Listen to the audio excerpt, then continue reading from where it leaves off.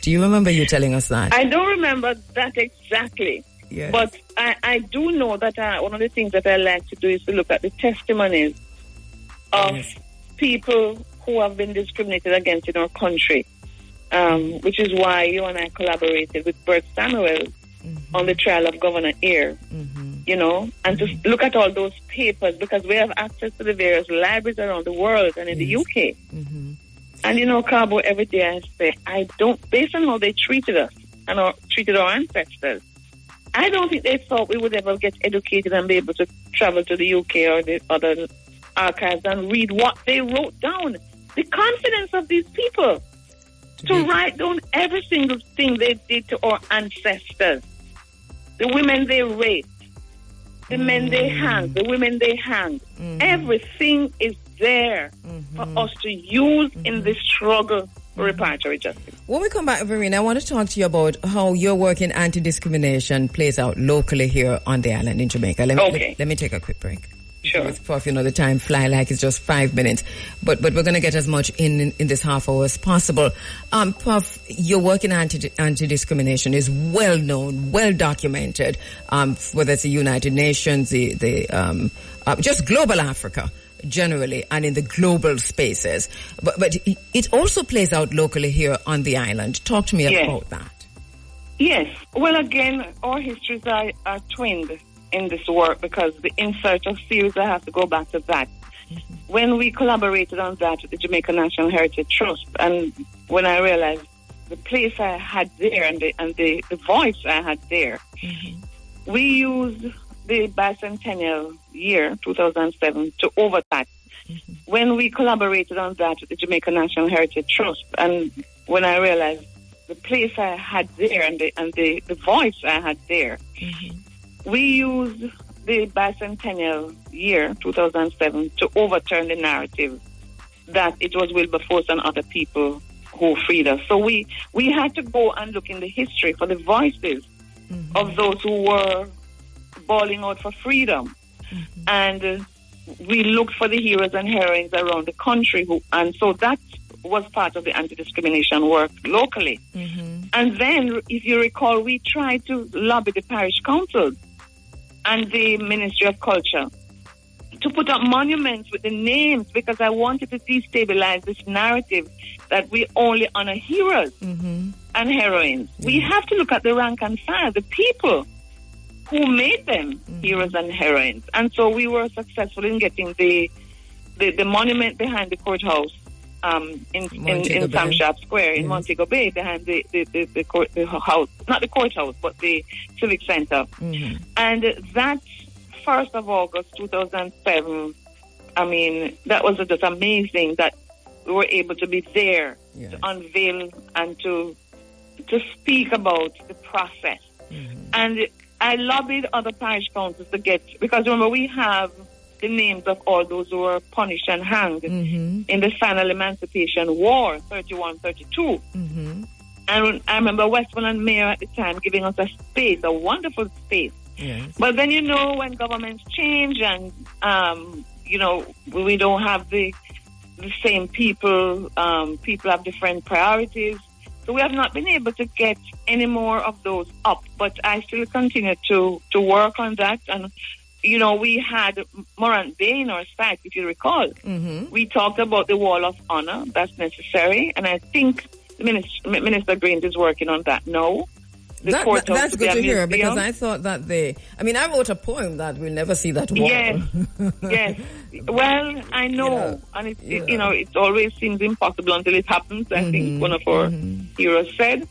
So we live in hopes. But also locally, I've been lobbying for us. And I mean, after the murder of George Floyd and the toppling of statues around the world, you know, I raised my voice again. I gave a couple of papers. I spoke on the radio about the need for us to engage in what I call symbolic decolonization.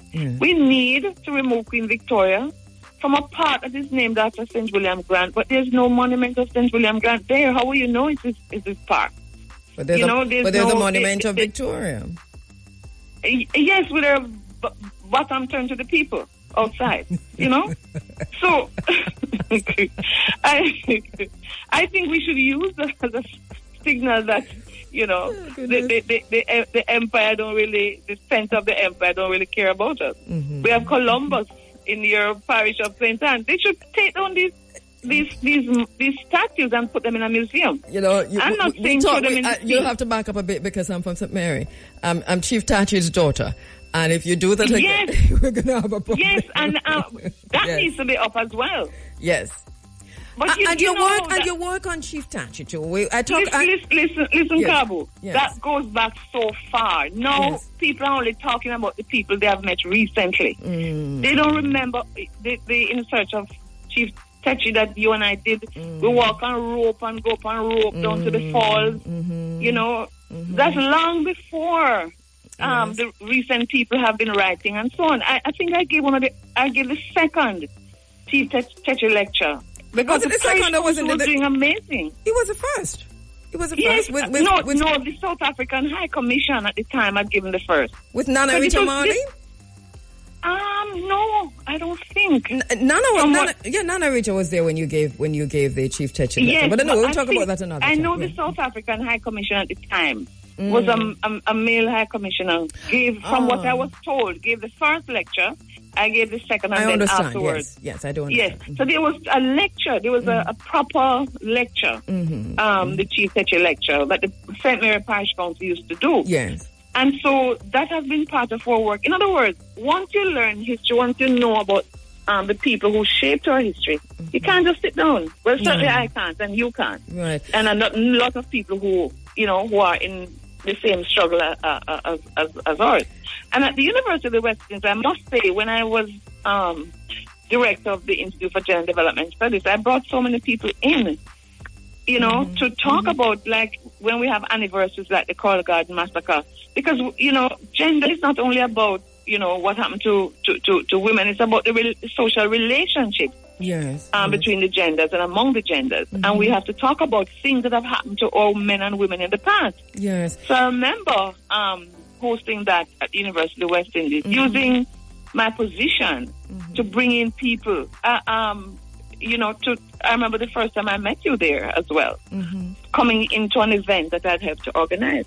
So all these conferences, we always talk about this, So and one of the things... Yes, go ahead. I was going to say, so here on the island, it is using history to look at the landscape and to see what needs to be on the landscape to empower us and what needs to be removed.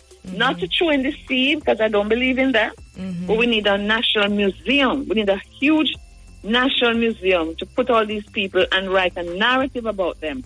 And because I'm just coming from Washington, D.C., and I went to the African American Museum, and I'm thinking, oh my goodness, 5 stories of the history of the United States of America. Yeah, from conquest and colonization, coming right up to the culture of our people and our people's power. In sports, I saw Usain Bolt photo there, Bob Marley's there, as they recognize the diaspora African and designed in the shape of one of the slavers. It's interesting. That's right. How and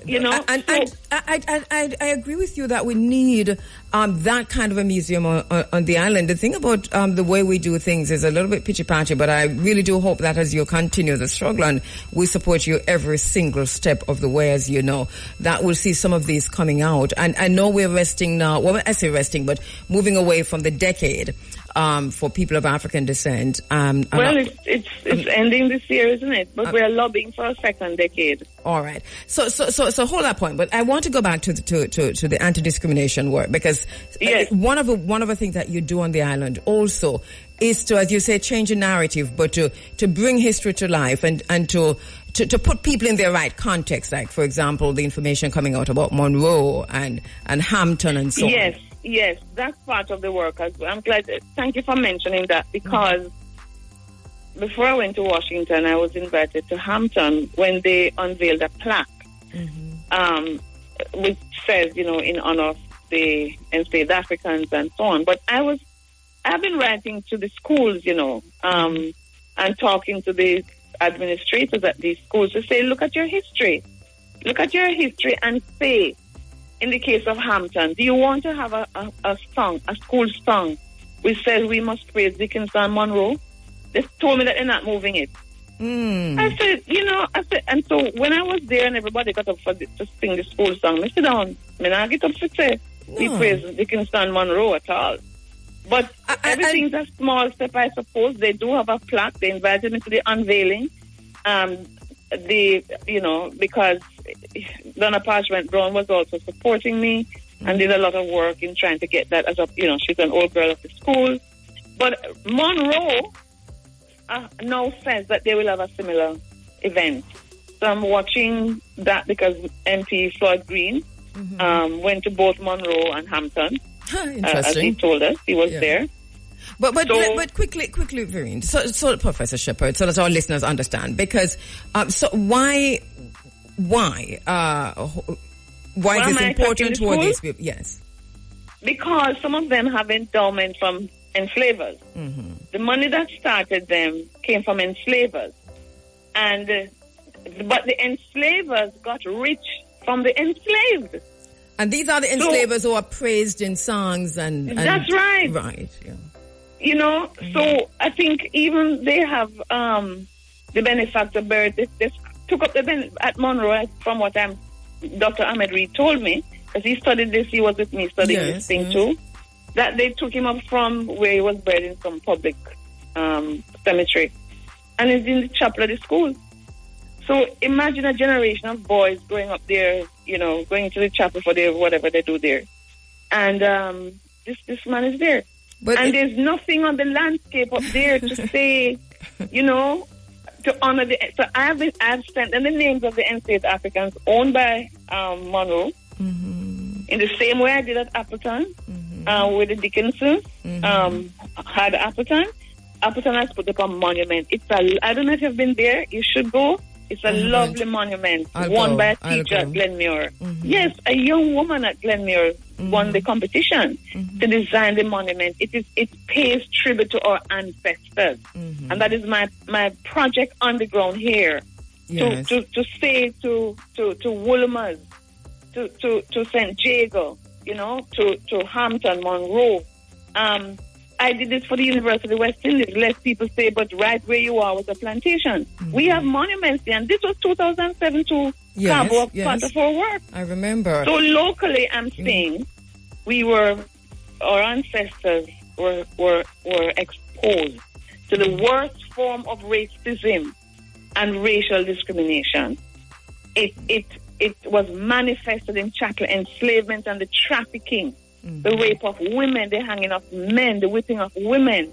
And I'm saying we have a responsibility on this island to do what we can to put up monuments and to honor them and to teach children history. I'm still on that battle, to teach history. Because we're going to pay the negative consequences of this lack of knowledge in the future. Let me take a quick break. We'll be right back in the final 15 minutes. When we come back, Verena, I want to look at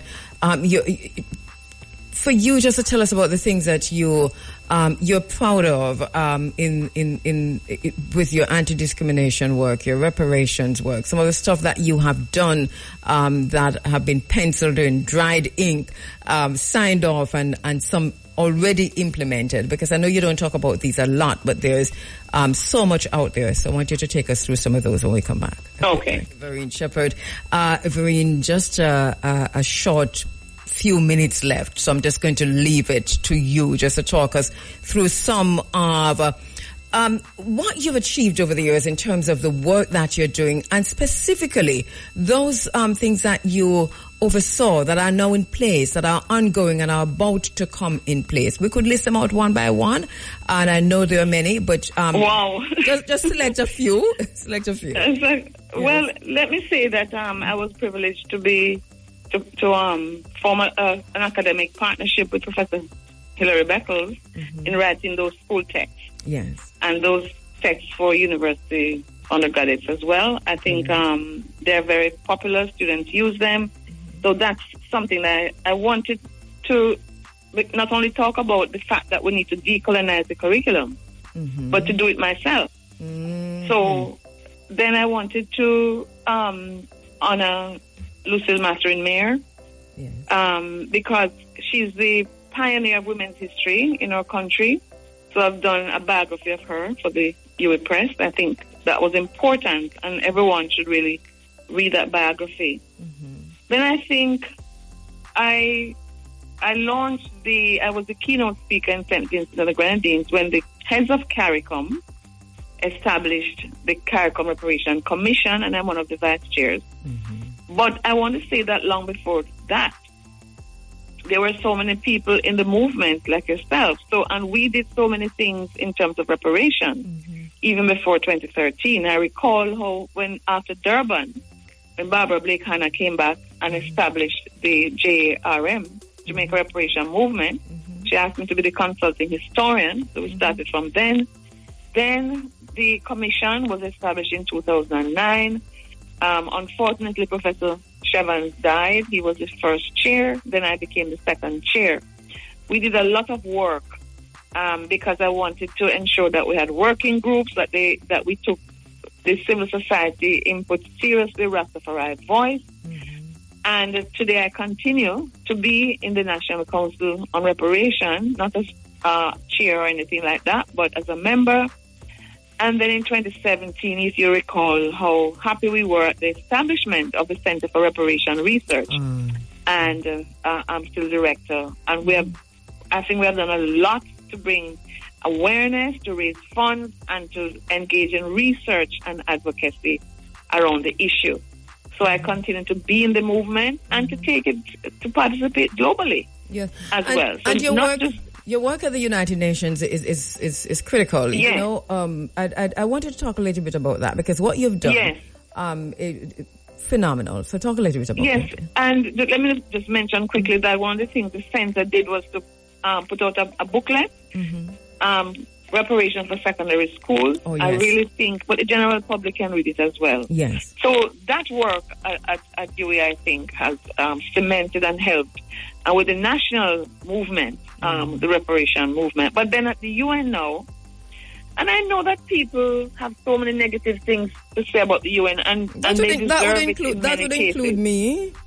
Well, me too, in a sense, you know, because I mean, I have to speak truth to power, right? Yes. You see it as you call it as you see it. But I think I've been able to have another platform, apart from going around the world to speak when people invite me. I mean, you know, when I was elected to third, when the government put up my name, you don't represent your country. There are 18 members on the Committee on the Elimination of Racial Discrimination, but you have to be nominated, and you take it from there. You're not. I mean, I wasn't you're not funded by a government or anything. You lobby yourself. The government helps you to lobby. Yes. And I've been elected 3 times now. I'm in my last 4 years on the third. But I'm saying that being on the working group, being chair of the working group, going to countries, speaking in the UN in various fora, this has given me an international voice, and I embrace it responsibly, you know. And third now will be elaborating what we call a general recommendation, which is a special focus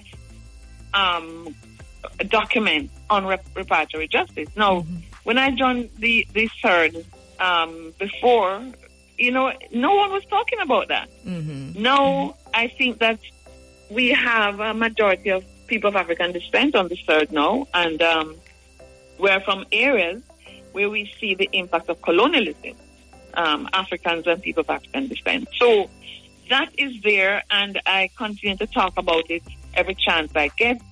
I'm going next week to the Permanent Forum for People of African Descent, which is a new mechanism.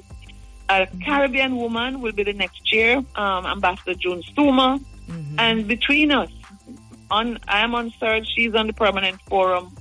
The Caribbean women's voices have been raised, and or sister in the U.S., Gay McDougall, I have to honor her for her activism around these issues. So some of us Africans, people of African descent, Caribbean people, are in a space now at the United Nations where we speak up for Haiti, and third has put out 2 statements in terms of what's happening in the Middle East, We have formed a conciliation commission to study the issue and to rule on it.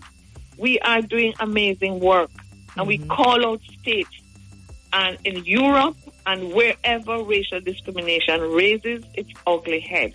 So I am more on the international stage now, but I continue to work regionally and locally to let us realize that that is the root of a lot of our evils. Hair discrimination, putting children in long skirt like they are nuns, not wanting to teach history, just having our young people that we have. literally doing rituals, celebrating the enslavers. This is something that Jamaica has to stop doing. Professor Vereen Shepherd, let me thank you. This was a personal conversation. It started a few weeks ago, and we're wrapping it up here. But usually when we talk, it's usually serious academic or political conversations or social conversations. And I know next time when we talk, it's going to be that, because we're seeing the decade wrapping, and even though there's a lobbying for the next decade, we want to look back at the decade and to have a serious conversation about what it has achieved, where it's going, what are the challenges, and so on. So I invite you back to have that conversation. And let me just say before I go that in November this year, the working group will be meeting in Jamaica, and that will be the focus of the conversation. So you will be kept informed, you and your listeners. Well, let me just say this. It's been a pleasure meeting you. I know our families have been friends forever, and then here we are just meeting each other without the family even introducing us. That means it's a spiritual thing. It was supposed to happen. And I thank you for your work and for bringing me into the public space, because a lot of the things I was doing, I was just doing, not for any kind of, public revelation. And thank you for giving me the space. Yes. Because what you did for us is that So I remember Professor Caroline Cooper saying to me that, you got a university going on here. Because with your help, what you did for us, it was to bring academia to the space, but to do it in such a way that all of us could understand without having to matriculate or finding the time to go to Kingston, but at the same time being exposed to the research, to the ideas, and critical analysis. So thank you so much for that. And that's what I continue to do. It's my life's work, and I embrace it, and I'm thankful for the opportunity. Thank you so much, Kabu. We could go on like this. We could go on like this all day. I know. Take care. We'll meet. Until we see each other. Yes. Professor Vereen Shepherd there, a beautiful sister. I'm proud to call her my sister. And the work that we've done together over the years have made this space a much better place. I remember, and I didn't say this to Vereen, but she knows, because I've said it to her many times in interviews. But it was Sister P many years ago who said, "Have you read Caribbean Slavery in the Atlantic World?" And I said, no. She says, a very big book written by Professor Shepherd and Professor Vereen Shepherd and Hilary Beckles. And she said, my daughter is using it, Siberia is using it, and you simply must see it.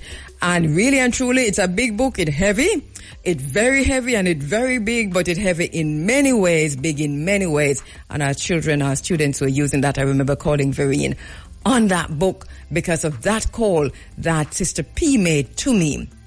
Only to find out that Vereen come from St. Mary. We know each other's families. She went to St. Mary High School.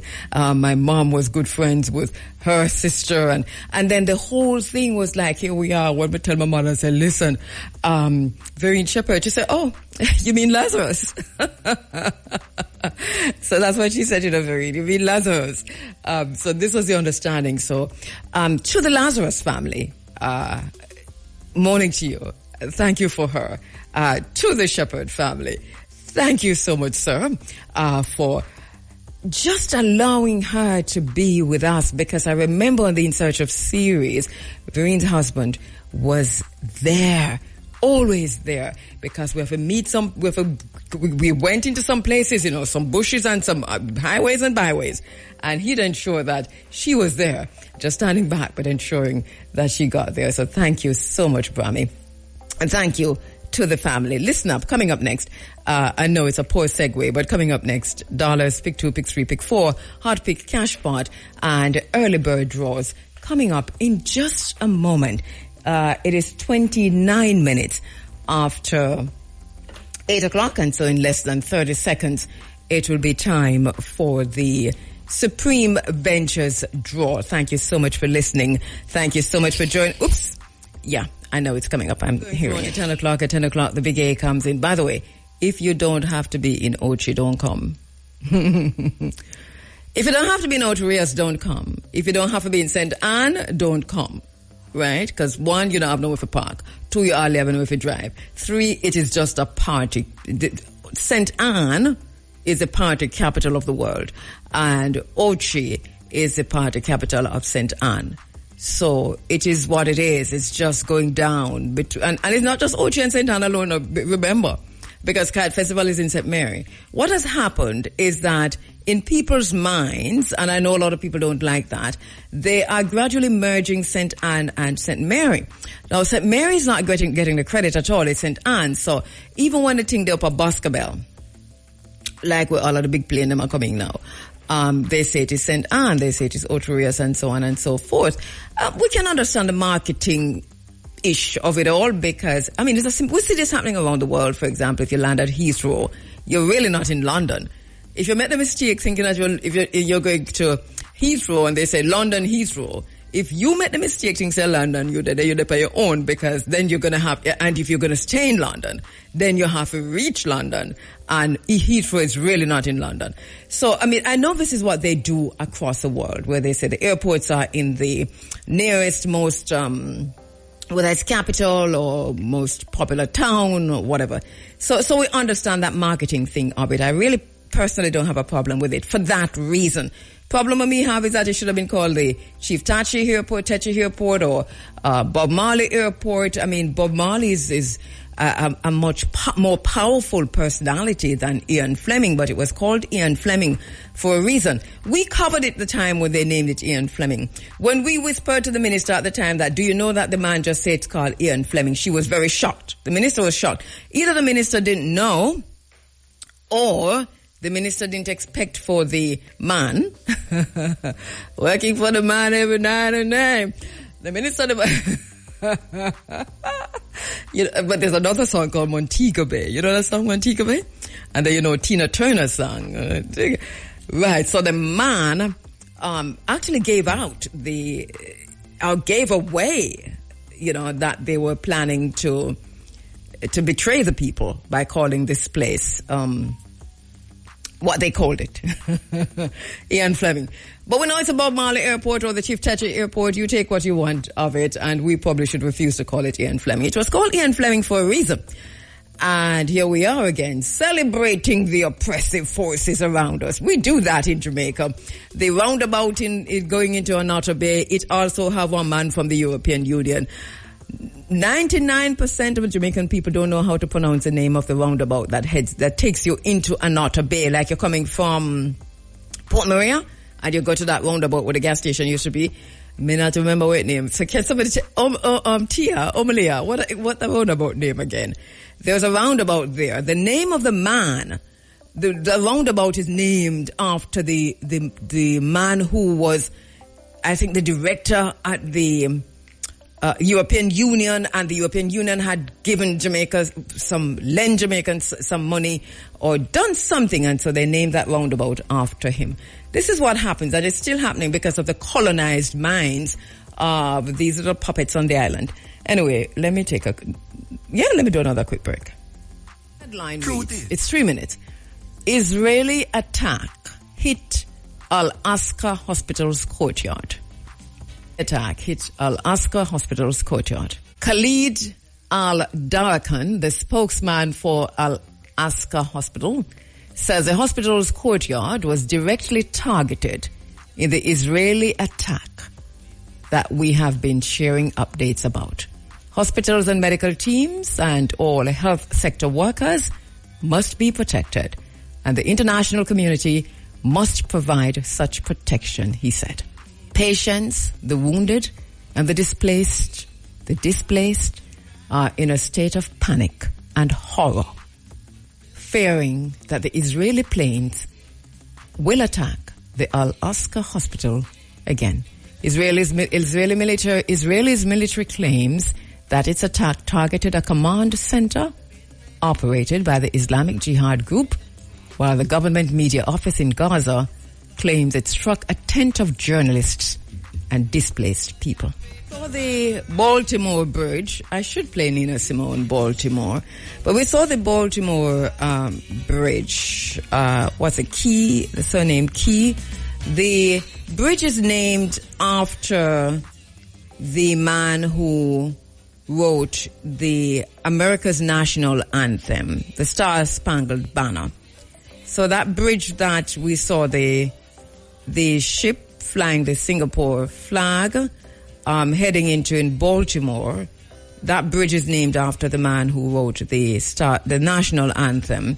And the story is that he was somewhere looking out at his window and looking at the Civil War, the underway or just starting or something to that effect, and wrote the poem, which later became the Star-Spangled Banner. I think they kept all the words. And if you notice in that poem, which is the national anthem, there is a racist trope inside there where they talk about slavery, talk about the slave. There's a line in the American national anthem that talks about the slave. Black people sing that. And are proud of it too. There is something to be said about the word spell. The English word spell, from spell to spelling and so on. So those who have been talking about this are right. There's something to be said about it. Because when you use the words and you spell them and you perform your rituals and you pray and you enter into the spaces and you put your hand over your heart and whatever you do, whatever rituals you do when you're using the white man's tongue and the white man's word, it's really a spell that we cast over ourselves, because I don't know even how you sing the American national anthem with that line in it without thinking it's an affront to my ancestors. It's an affront to me as an African, as a black person. But black people all over the world, too many black people, think that the white man's culture is a higher culture and that they themselves are cursed because of the Hamitic curse. They give you the Bible and they tell you that Noah cursed Ham, and because of that, Ham represent all black people, and because of that, you are cursed. Bottom line is that Noah, according to the Bible story, Noah didn't even curse Ham. Noah cursed, if he was cursing anybody, Canaan and not Ham. But no matter how much time you tell black people, say if you're going to believe in that story that you put so much emphasis on and it means so much to you and you're cursed and you must wash and be whiter than snow because you're cursed and anything black is a sin, that how can't you read for yourself? It's the same Bible. Read it. Noah didn't curse Ham. Noah cursed Sam. Canaan. Cursed be Canaan. Etc. Etc. So that's another thing, is that we are locked into some serious spell. Part of a spell is because our tongue, memory is in the tongue. Who we are is in the tongue. Our God self is in the tongue. And until we can free our tongues to talk the spells and to do the rituals of our ancestors and our God, then we are going to remain tight. And this is worse than anything else, because this is some serious tie.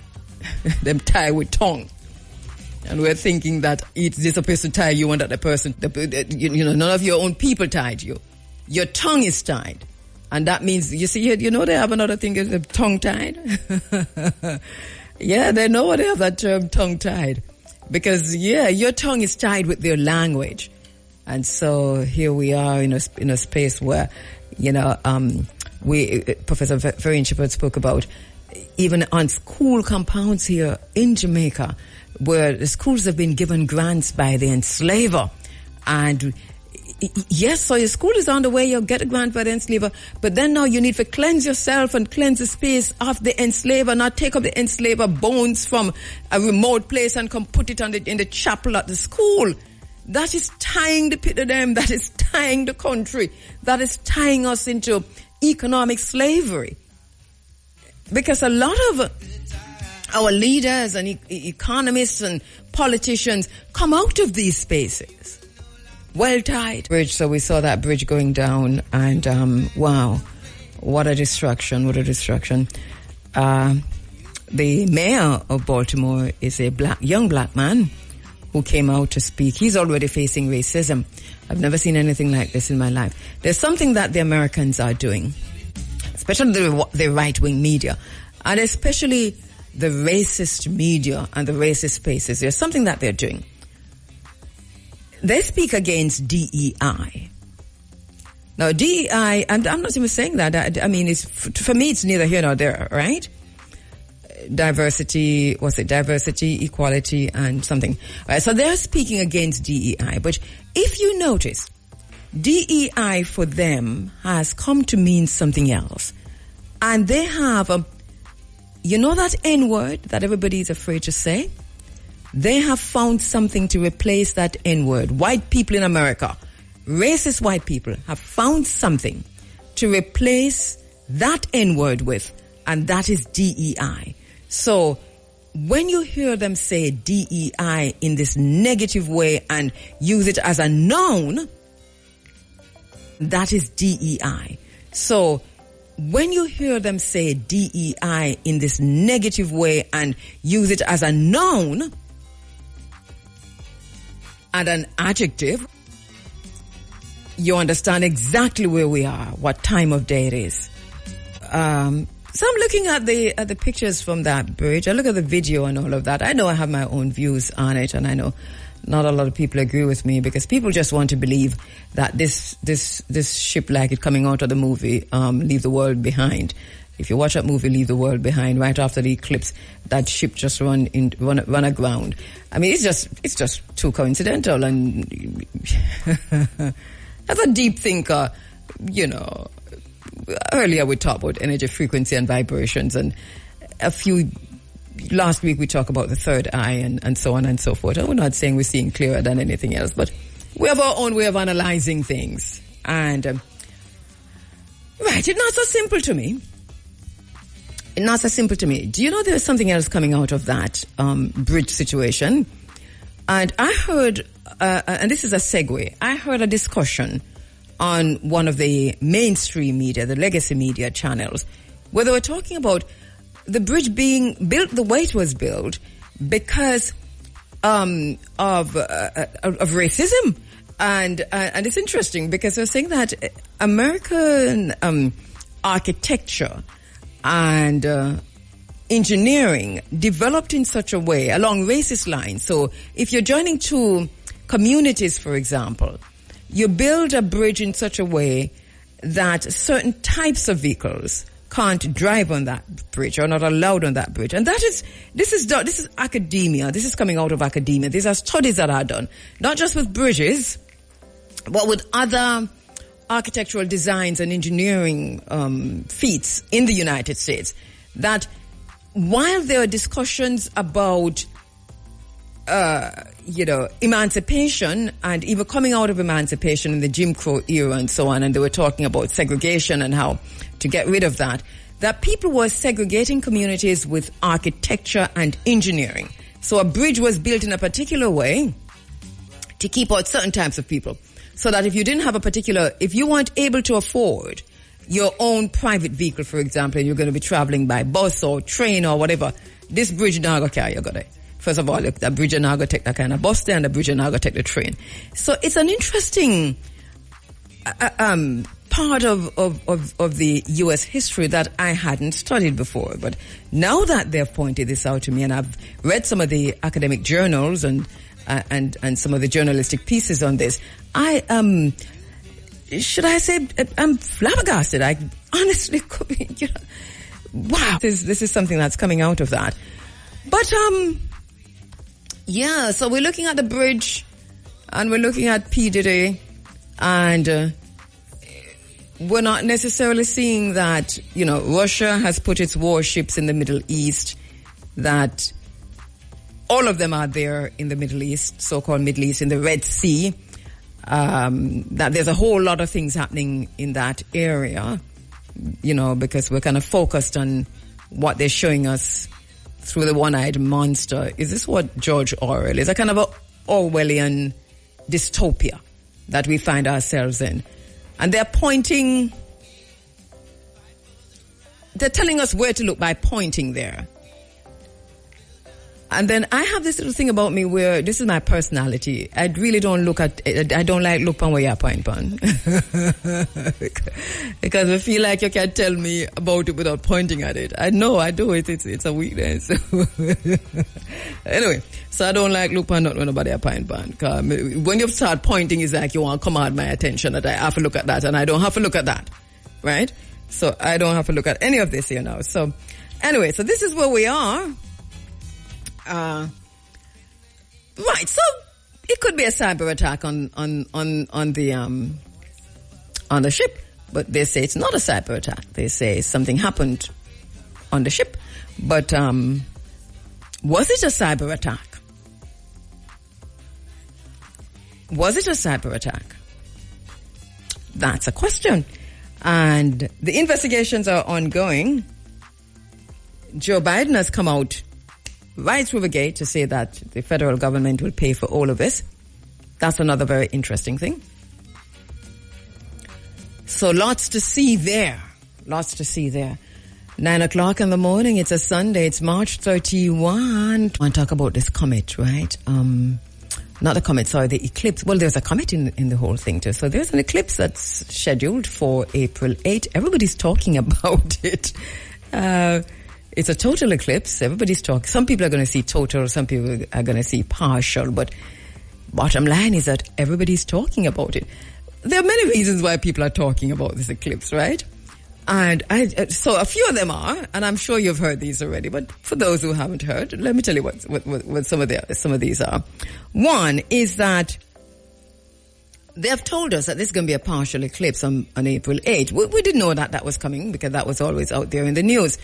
What we didn't know and what we heard recently is that while the eclipse is happening, we're going to see something like a syzygy, right? And it's going to be a devil's comet. They're calling it the devil's comet.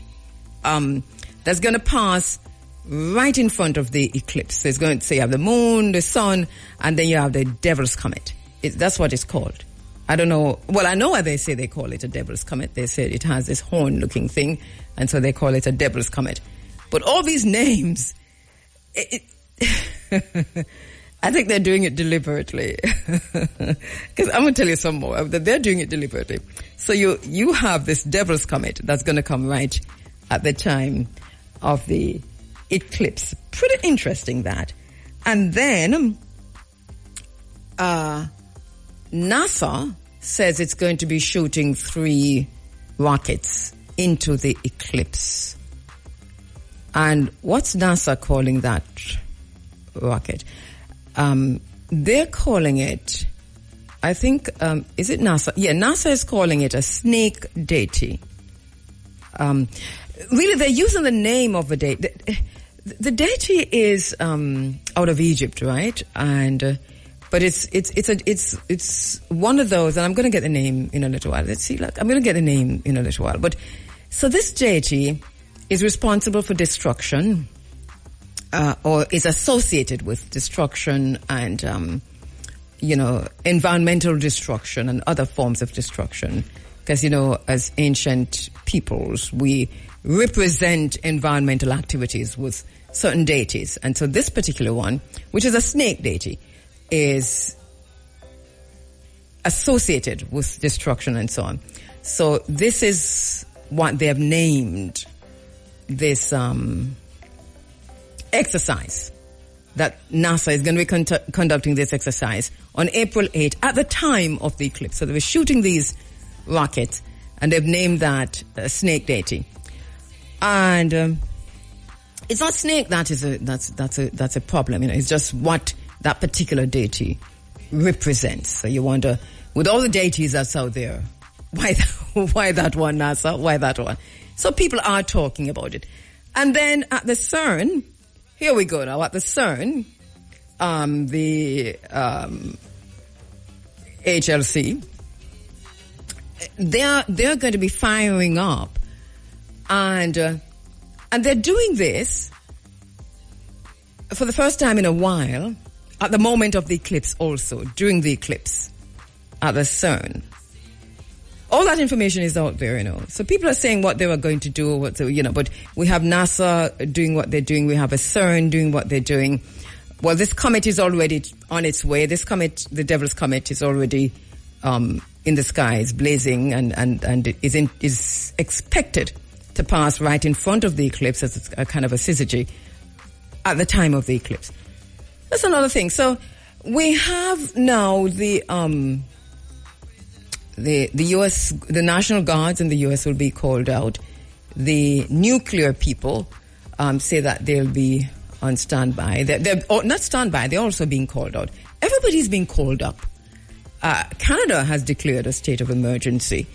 And I think a lot of this has to do with the fact that so many people will be converging in the path, that area where you have the direct path of total eclipse, that people will be converging to see the total eclipse. So you can understand countries or areas declaring a state of emergency. And you can also understand why they're calling up the National Guard, because with so many people converging on small areas, and that you can understand. So a lot of it is explainable. Anyway, so this is what people are talking about. A lot of people are talking about the eclipse, and some are even talking about coming days of darkness and so on. So it's veering into all kinds of conspiracy theories. I think there are explanations for all of it, right? I think there are explanations for all of it. And let's just see. We expect that the eclipse will come and it will go, and it will be quite all right. This is my thinking on it. At the same time, though, our attentions are being drawn into so many different directions and times and so on. And it's up to us to engage our third eye to see the mist and the fog. I want to tell you about a new disease, a new disorder that they have just named. And this is what I find very interesting. This new disorder that they have just named, I think, this is where I think there is a there. Right? And it's a psychiatric disorder. The journal, The Lancet, published last week, Saturday. It's interesting because I was on air Sunday, so I hadn't seen it then, but I did see it by Sunday afternoon, that The Lancet had published this entire academic piece, peer-reviewed piece, because it's a Lancet, so the Lancet is a of all journals, it's the medical community's Bible, and many feel that if it's in the Lancet, then it must be so. You know how I feel about the Lancet over time, if you've been listening to this program for many, many moons. But so they have now named this new disorder. And I have to go and type it in to ensure that I am pronouncing it right. Because I don't want to pronounce it wrong. So give me a minute while I look for... before I move to that disorder, let me just go back to the CERN, because I said what NASA was doing, and I said what was going to happen with what they say is going to happen with the Devil's Comet. What the CERN is saying is that they're firing up during the eclipse, because they're hunting for ghost particles, GHOST, ghost particles. Their plans include searching for a better understanding of the universe. So,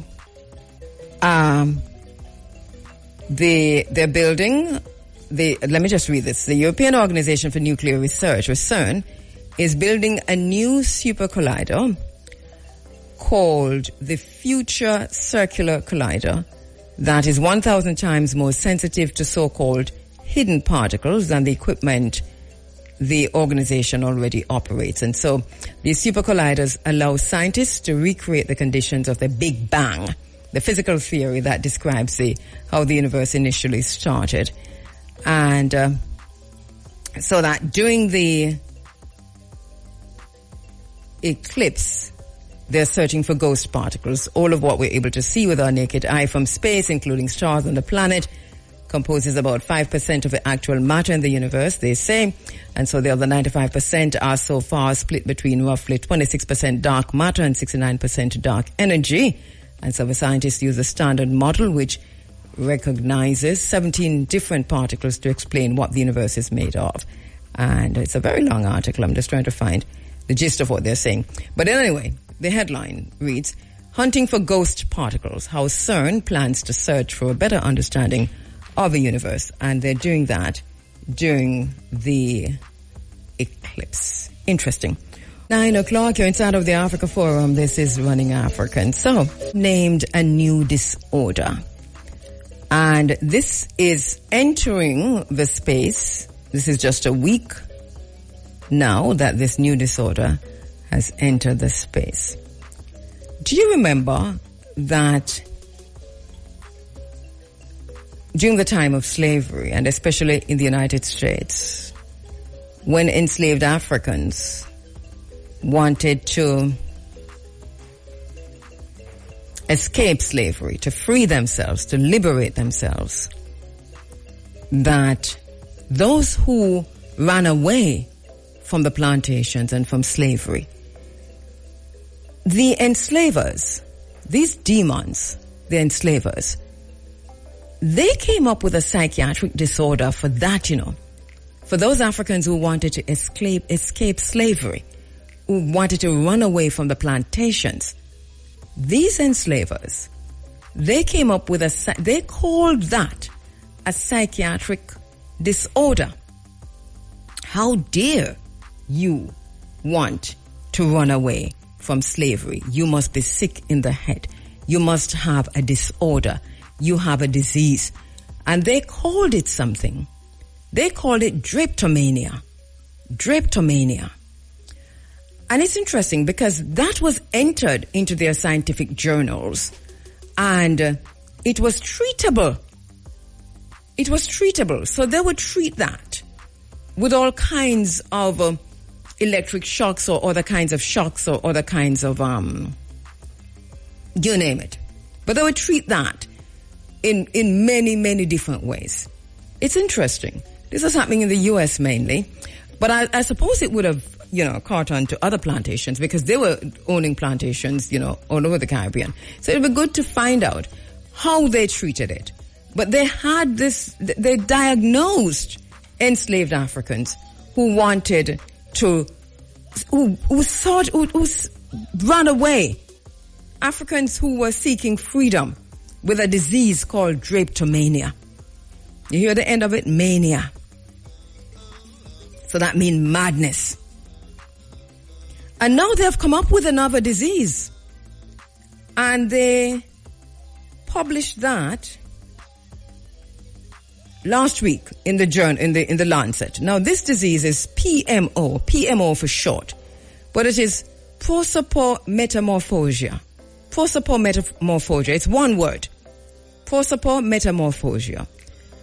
And basically what it is, they say this people who look at people and see their faces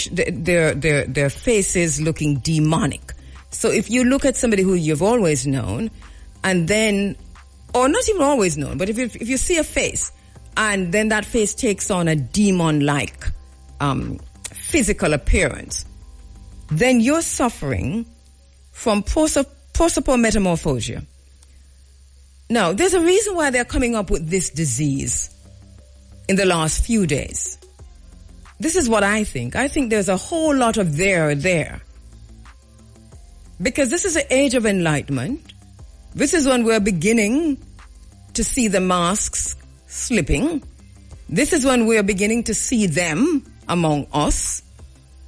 And for those who are already seeing them among us, we're just going to have to keep our mouths shut, because you're going to put in a straitjacket and put in a madhouse and given all kinds of, shock therapy and all kinds of lobotomy and all kinds of medication to cure you from this disease, prosopometamorphosia, which is seeing demons. No, this is crazy. This is some crazy, crazy, crazy times that we're living in.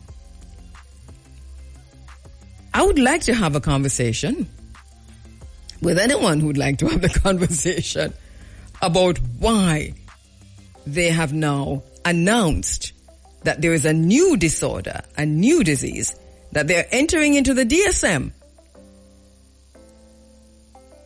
as prosopometamorphosia, someone who sees demons. Look at people and see their demonic characteristics. I think it's because we're getting into that time that we're going to be able, that we are now seeing. Their masks are slipping and we are more enlightened. Our third eyes are being opened. And this is a time of enlightenment, eclipse and everything that's going on. This is a time of enlightenment. We're moving into a new time. We're already in a new time. There is so much that is going on around us. We are being bombarded with so much. We have never seen a time like this. It's pretty active. And all actors are engaged. So that for the third eye spiritual ones, and I'm laughing, but because I know how it sounds. I know how it sounds, and that's why I'm laughing. But I'm very serious. I'm very, very, very serious. I think there is a whole lot of there right here. Prosopometamorphosia, this disease that they have diagnosed. It's also, let me take a break. Where you are, but put it this way, we're in Oteria, so we this holiday is on our heads, literally. It has come to town.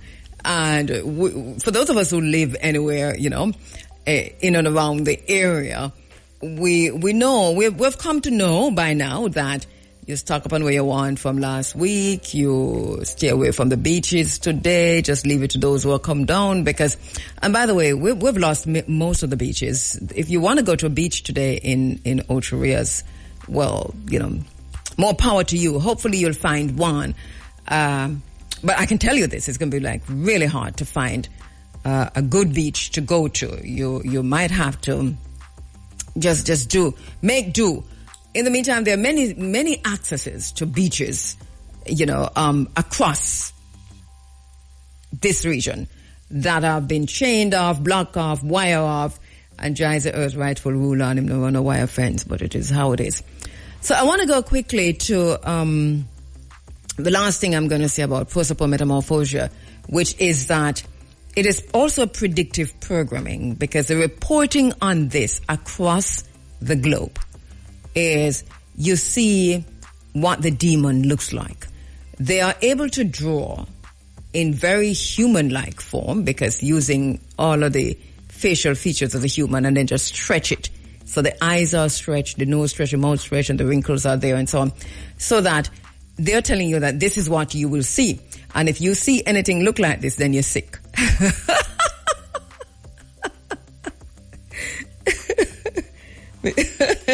Yeah, me gone, yeah. No, me not gone, but me gone, look at it. All kinds of injections and so on. Maybe part of those of us who vaccine, we're the ones seeing. Maybe those who did in. Mm-hmm. I'm just saying, maybe we're the ones seeing. Maybe we love Senegal nowadays. I love Diomaye Faye. I just love Bassirou Diomaye Faye. Just listen to him talk. This is a new president of Senegal. I think I'm going to Senegal. Just make it second long little. So 44-year-old Diomaye Faye is the new president of Senegal. Him take everybody by surprise because him come out of prison. 10 days after come out of prison, bam, election win. But, I mean, this is not a criminal, He was put in prison because of his political beliefs and because they never want him to run and the rest of it. So he's a political prisoner. So he comes out of prison. And Macky Sall, who knew that he was going to lose this, put up his own candidate and tried to stall the election. It never died. The people rose up and, the world came down and global Africa stepped in. And, good for Macky Sall that he listened. But here comes Bassirou Diomaye Faye. Just going through Bassirou Diomaye Faye. So I hope now that he's linking up with Niger and Mali and Burkina Faso and them because he has already said to France, pack up and go. A Senegal we are talking about, And he has already said to France, now you must learn to be independent. I like that the African presidents, the young African presidents that we see rising up in this African Renaissance, that they're saying to the colonizers and particular to France, go and learn to be independent. From all these other European countries were gaining independence, you are still dependent on Africa to survive. Go and learn to be independent is what Bassirou Diomaye Faye is saying to France. And we see Niger kicking out the U.S. Out of Niger, and I know they're coming back at them. I see that they're already coming back at them. We see South Africa rising up and doing what they do. They're coming at South Africa. There's a lot happening on the continent of Africa, a whole lot. It's a time of change. I'm going to quote a white man because, as I said, we are a work in progress. We're still decolonizing the minds, and sometimes we go to quoting white people. So, right. So, bottom line is that these are the best of times and the worst of times. They are. They are. Upside down and look under Jamaica. There are some things happening in this country. They seem to be happening in front of our eyes. But we don't know the half. And I think it's about time we turn Jamaica upside down and look under Jamaica. What is being done in our name? What is being done in our name? Because if what is being done out in the open is what it is, then what's the rest of it? I want to say something quickly. I'm just segueing, and it's a poor segue, but I'm running out of time, and I want to say something quickly about another thing that's happening in Jamaica, which is we're hearing that the JFF is demanding an apology from the senior reggae girls, Khadija Bunny Shaw and Rebecca Spencer. They're asking them to apologize.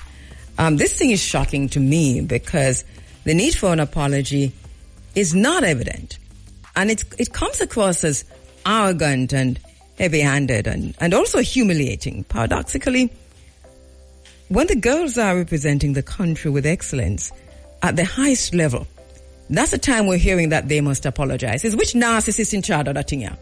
What kind of narcissism is this? Because this is straight narcissism, It's straight narcissism. At the moment that we're hearing that Khadija Shaw, for example, is doing so well on the international stage. We had the minister coming out, Babsy Grange, congratulating her. We have so many people congratulating her. The news coming out about Khadija Shaw is really brilliant. And then in the middle of that, we have the JFF saying they must apologize. What a timing. It's straight narcissism, It's straight narcissism. It's quite a timing, isn't it? Arrogant and narcissistic. So given the girls' impact on the field and off the field as role models for young girls, this request is coming across as preposterous, as narcissistic, as unscrupulous in its attempt to sabotage Jamaica's football. That's my thinking on this particular thing. All at once, we can walk. We can walk and whistle. You know, we can walk and whistle, we can ride and chew gum out the other way around, begin. But in any case, we can do many things at the same time. And we can pay attention to all that's happening around us at the same time. But thank you so much for joining us inside of the program this morning. The Big A is already in the house. I'm not sure if he's partying, but we're in the party capital of the world right now. And even if you don't want to go to a party, the party is going to come to you. Right, Big A? That's how it's looking in Ochi. Yes. In this part of the world. I mean, even if you're in St. Mary, you know, the party is going to come to you. This is just basically what it is. It is what it is, and we're dealing with the isness of things around here. So we might feel like we're not going to party, but you can literally sit down for your veranda and attend a party. Let me tell you the part. Let me tell you the situation stay in this place here. Between St. Anne and St. Mary. You don't have to go anywhere. You can just stay right where you are and attend a party. And this is why I said before, if you really don't have to be on this side of town, if you're coming into a party, that's a whole different thing. You know, do your thing. Remember to do this carefully. Do not drink and drive. I know it's becoming a cliche. Stay away from drugs. And parents, it's a young people business, you know. So know where your children are going, even if they're kind of adult-ish. Know where they're going. Know who they're going with. Know how long they plan for stay. Make sure that they're keeping in touch with you. Or if you can, go with them.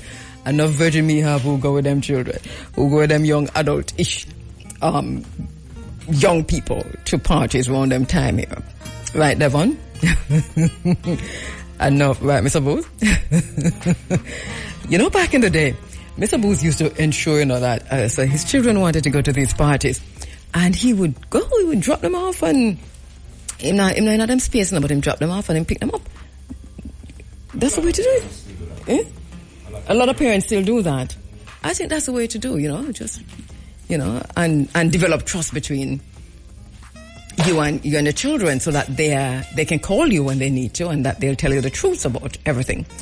So anyway, this is where we're saying goodbye for today as we make way for the big game inside of a Sunday Sunshine. By the way, I wanted this morning, and I told Shamara that I wanted to do it, but we'll do it another time, which is to carry a commentary that Big A did on bleaching, because there's new reporting out on bleaching, and it's connected back to infertility. Is it infertility? Yeah. Right. Low counts. Biggie, just quickly use the mic, because we do have to. I have 2 minutes, and I can use my 2 minutes. I'll turn on that mic. Sorry. Yeah. So generally, the new reporting is what regarding bleaching? That it is destroying your internals, generally speaking. Starting with low sperm count, and it can eventually go on to affect your thyroids, your liver, and your kidneys.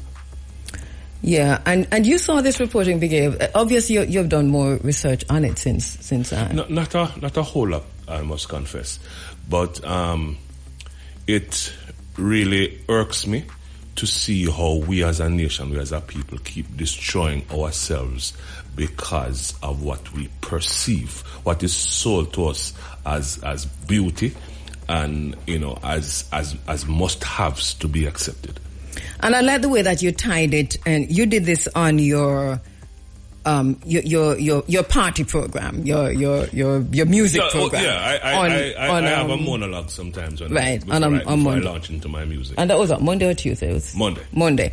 And specifically knowing your audience, you were speaking to young people, to people who are party people in the dancehall and reggae music and so on. Whose catchphrase it was to say inextricably intertwined. There's somebody who keep using that phrase, and this is an apt case Right. that bleaching and our music is inextricably intertwined. Yes. And so I really liked what you did because and that reaches really when you talk about a wide cross section of Jamaicans when you connect that back to the music. And so you were talking specifically to that demographic and psychographic. I want to play that in short order, and we have a further discussion. Is it worth it with all that we know happening? Is what you're doing now to be accepted in the moment, to be accepted, in your little space that you exist now? What happens when your space expand, right? How will you fit? What happens when you get older and these ailments now start to take over? And especially as it relates to infertility, because if you're hearing that, and especially for men, it's a men really. And what is strange, is strange is that this very same demographic, right, is the demographic that boast about their bedroom virility. Right. And not to realize that in short order, yes, this virility is going to go. Yes. Them like to tell them have 8 different picnic with 8 different baby mother and this kind of thing that is their bragging rights. And one might argue that probably when that happened, it could be a plus because you won't be having you won't be having 8 baby I don't again. see the plus. But at least your ability to do so should not diminish. Right. Yes, you probably need to contain it, but not because because it is inevitable. That should be a matter of choice. Because we're talking about health consequences of bleaching, and bleaching is a big thing. That is what it is. Yeah.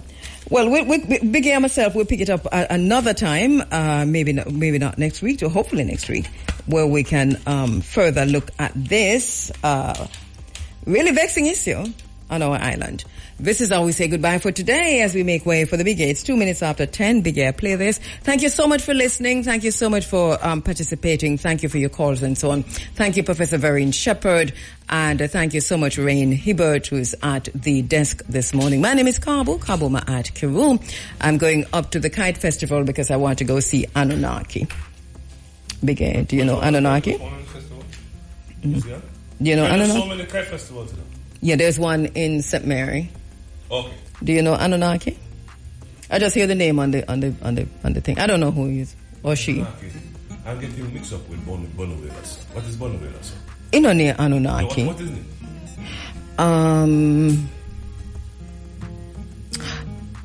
Something sounding like that. It's Naki. Naki. Something sounding like that. Yeah, but Naki Whaler or something like that. No. But it's not Anunnaki. There's no whaler in the name. There's no whaler in the name. All right. But it's definitely not, but I want to go see Anunnaki. This is where we say goodbye for today. Walk good. Tell them how to wonder how it is. See you next week, inshallah. We pack up and we're gone.